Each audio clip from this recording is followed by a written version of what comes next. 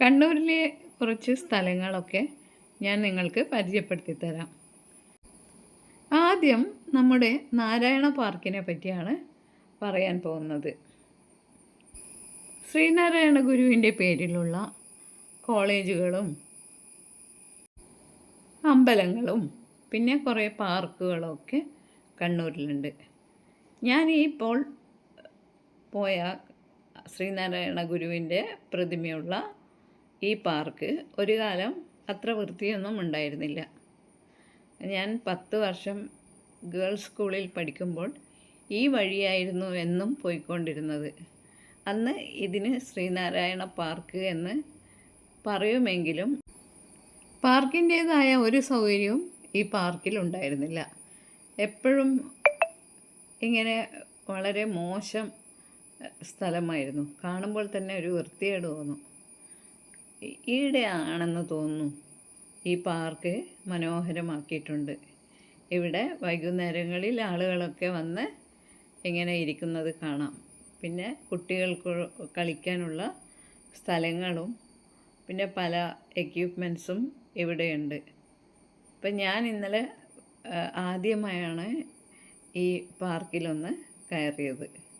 അപ്പോൾ വരുമ്പോൾ തന്നെ ശ്രീനാരായണ ഗുരുവിൻ്റെ പ്രതിമയുള്ള ഈ സ്ഥലം ഒന്ന് പ്രദക്ഷിണം വെച്ചു. പിന്നെ ആളുകളൊക്കെ വൈകുന്നേരം ഇങ്ങനെ വെറുതെ ഇരിക്കാനൊക്കെ ചിലരൊക്കെ ഇങ്ങനെ ഒറ്റക്കൊക്കെ ഇരിക്കുന്നുണ്ട്. കാരണം നല്ല സുഖമുണ്ട്, നല്ല കാറ്റും. പിന്നെ ഈ പാർക്ക് കണ്ണൂർ മുനിസിപ്പാലിറ്റി കോർപ്പറേഷൻ്റെ അണ്ടറിലാണ്. അതുകൊണ്ട് ഇവിടെ എപ്പോഴും ആളുകൾ വന്ന് എല്ലാം വൃത്തിയാക്കുന്നതൊക്കെ കാണാം. അപ്പോൾ എന്തൊരു സൗകര്യമാണെന്നോ. പലർക്കും ഇത് അറിയില്ല എന്ന് തോന്നുന്നു. കാരണം ഇപ്പോൾ വൈകുന്നേരമൊക്കെ ആളുകൾ ടൈം സ്പെൻഡ് ചെയ്യുന്നത് ടൗൺ സ്ക്വയറിലൊക്കെയാണ്. ഇവിടെ ശരിക്കും കുട്ടികൾക്ക് ഓടിച്ചാടി കളിക്കാനുള്ള സൗകര്യങ്ങളൊക്കെ ഉണ്ട്. ടൗണിൻ്റെ ഹൃദയഭാഗത്ത് ഇങ്ങനെയൊരു പാർക്കുള്ളത് ശരിക്കും നല്ലൊരു കാര്യമല്ലേ. ഈ അത്യുഷ്ണകാലത്ത് ഈ പാർക്കിൽ വന്നിരുന്ന് കാറ്റ് കൊള്ളാൻ ശരിക്കും നല്ല സുഖമാണ്. പിന്നെ ശ്രീനാരായണ ഗുരുവിനെ പറ്റി പറയാൻ ആണെങ്കിൽ ശ്രീനാരായണ ഗുരു ഒരു തത്വചിന്തകനും സന്യാസിയും മാത്രമല്ല നവോത്ഥാന നായകനും കൂടിയാണ്. അപ്പോൾ എല്ലാ മനുഷ്യരും തുല്യരാണ് എന്ന് പറഞ്ഞ് ലോകത്തെ നവീകരിക്കാൻ ശ്രമിച്ചു. ശ്രീനാരായണ ഗുരു ഒരുപാട് അമ്പലങ്ങളൊക്കെ പല ഭാഗത്തും തമിഴ്നാട്ടിലും കർണാടകയിലും കൂടാതെ ശ്രീലങ്കയിൽ പോലും സ്ഥാപിച്ചിട്ടുണ്ട്. നമ്മൾ പാർക്കിൻ്റെ തൊട്ടടുത്തൊരു സ്കൂളുണ്ട്, ദൈവത്താർ കണ്ടി സ്കൂൾ. ഇത് പണ്ടേ കണ്ണൂരിലുള്ള സാധാരണ കുട്ടികൾക്ക് പഠിക്കാനുള്ള ഒരു UP സ്കൂളാണ്. എൻ്റെ അനിയനൊക്കെ ഈ സ്കൂളിലാണ് പഠിച്ചത്. ഈ സ്കൂളൊക്കെ ഇപ്പോഴും നിലനിൽക്കുന്നല്ലോ. ഇനി നമുക്ക് ഇതിൻ്റെ അടുത്തൊരു മുത്തപ്പൻ ക്ഷേത്രമുണ്ട്, അവിടെ പോകാം. മുത്തപ്പന് ശ്രീനാരായണ ഗുരുവിനെ പോലെ ഒരു ജനകീയനാണ്.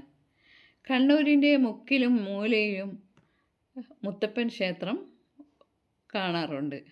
നമുക്ക് കുറച്ച് നേരം മുത്തപ്പൻ ക്ഷേത്രത്തിൽ കയറി നോക്കാം.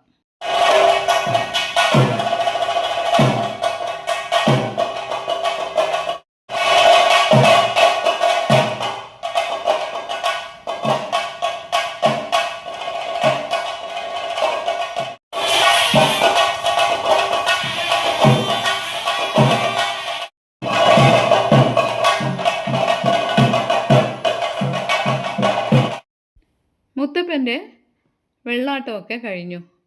അപ്പോൾ ഭക്തരൊക്കെ മുത്തപ്പൻ്റെ അടുത്ത് നിന്ന് അനുഗ്രഹം വാങ്ങാൻ വേണ്ടി അങ്ങോട്ട് പോയി. ഞാനും അപ്പോൾ പുറത്തേക്ക് പോയി അടുത്തുള്ള ഹോട്ടലിൽ നിന്നൊരു പാസ്തയൊക്കെ കഴിച്ചു. ഇതാണ് കണ്ണൂരിലെ മറ്റൊരു ക്ഷേത്രം. പിള്ളയാർ കോവിൽ എന്നാണ് ഈ ക്ഷേത്രത്തിൻ്റെ പേര്. ഇവിടെ തമിഴ്നാട്ടിൽ നിന്ന് വന്ന ഒരു പ്രത്യേക ബ്രാഹ്മണ സമൂഹത്തിൻ്റെ ക്ഷേത്രമാണിത്. ഇവിടെ നവഗ്രഹമൊക്കെ ഉണ്ട്. നമ്മുടെ ശനിയൊക്കെ മാറാൻ ഇവിടെ വന്നാണ് ജനങ്ങൾ പ്രാർത്ഥിക്കുന്നത്. ഈ നവഗ്രഹങ്ങളെ ചുറ്റിയാൽ നമുക്ക് ശനി തീരും എന്നാണ് വിശ്വാസം. അങ്ങനെ ലാസ്റ്റ് ഞാൻ ബസ്സിൽ കയറി നാട്ടിൽ വരാൻ നോക്കുമ്പോൾ ബസ് സ്റ്റോപ്പിൻ്റെ അടുത്ത് തന്നെ നമ്മുടെ മുനീശ്വരൻ കോവിലും ഉണ്ട്.